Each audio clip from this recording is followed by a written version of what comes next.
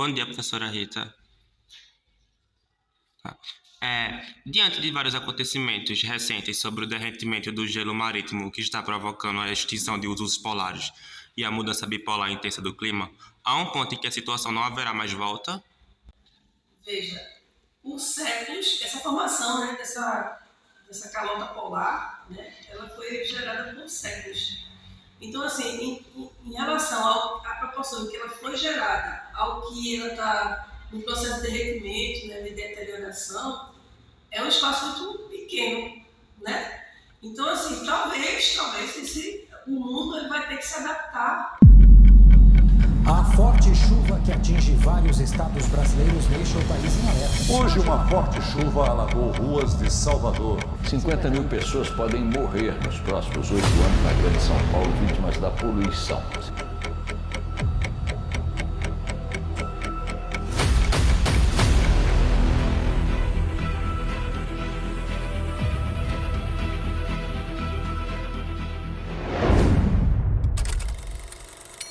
Contudo, a gente tem que lembrar que um percentual muito grande de água potável está dentro dessas calotas polares. Né? E aí talvez a gente comece a sofrer um processo muito sério, que é o processo de falta de água potável, porque são 0,02% de água potável no mundo. Então a gente vai ter que fazer um processo de dessalinização da água do mar, porque a água não vai acabar, mas a água potável sim. A degradação ambiental. Impactos ambientais gravíssimos são parcialmente fáceis de se recuperar. Impactos ambientais.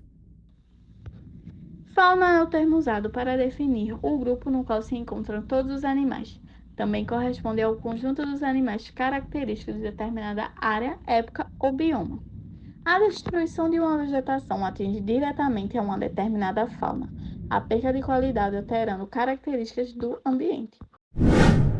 Ações urbanas como construção de rodovias, além do desmatamento irreparável, são principais meios responsáveis pela perda da qualidade de vida.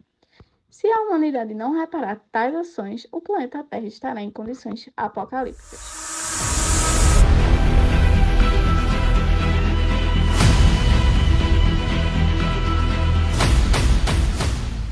O lixo.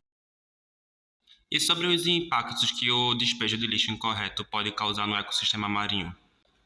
Os impactos são inúmeros, né? Inúmeros. Primeiro, a própria destruição da biodiversidade, né?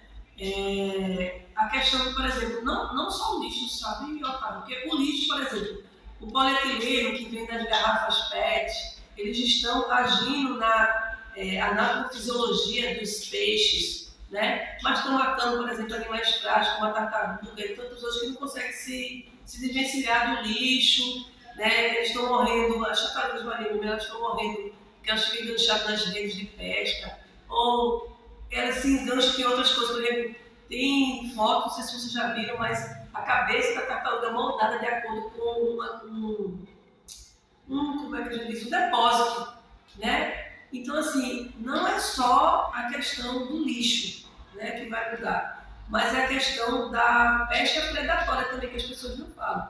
A proporção entre o que se pesca e o que se tem no mar vai chegar um dia que não vai ter o que se pescar, entendeu? O relatório da ONU mostra que a degradação ambiental é a causa de 12 milhões de mortes por ano. A poluição do ar é uma das pioneiras nessa causa.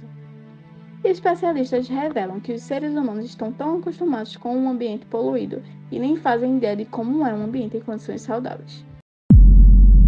Leis ambientais. E sobre leis ambientais, a senhora acredita que a legislação brasileira é rigorosa quanto ao meio ambiente? Não, eu acho que a lei brasileira é muito aquém para a biodiversidade da riqueza do Brasil. Está entendendo? Porque, por exemplo, se o Brasil fosse o tamanho de um país europeu, você estaria a par da situação. Então, a gente tem esse recurso, a gente não tem esse recurso, então vamos fazer esse intercâmbio entre um lugar e outro. O Brasil é o maior potencial, é o planeta o país de maior potencial hídrico do mundo.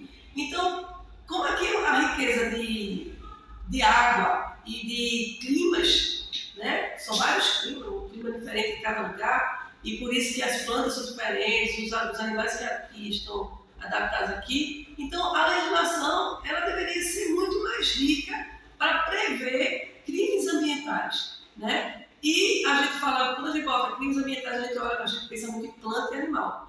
Mas a gente esqueceu, por exemplo, o que aconteceu com os Yanomamis, né? O genocídio que aconteceu com os Yanomamis tem muito a ver com os impactos ambientais. Os Yanomamis eles estavam como se fossem judeus, né?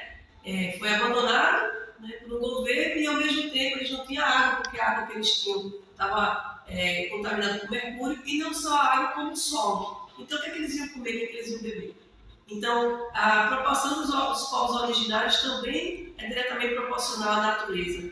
Então por isso, na minha opinião, a legislação deveria ser muito mais extensa, né? E com leis que realmente funcionassem e com os locais ou os lugares e as pessoas que fizessem, principalmente essa lei, funcionar, de verdade.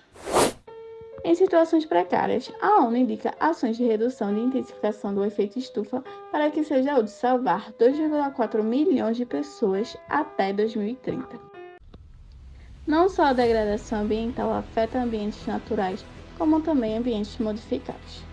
As enchentes são decorrência da irregularidade no estabelecimento em áreas modificadas, principalmente o descarte inadequado do lixo e um sistema fraco de escoamento de água que vem da chuva. As consequências são casos de morte em todo o estado e o interrompimento das atividades de rotina, além das destruições de barragens e casas, gerando um arrastão da natureza.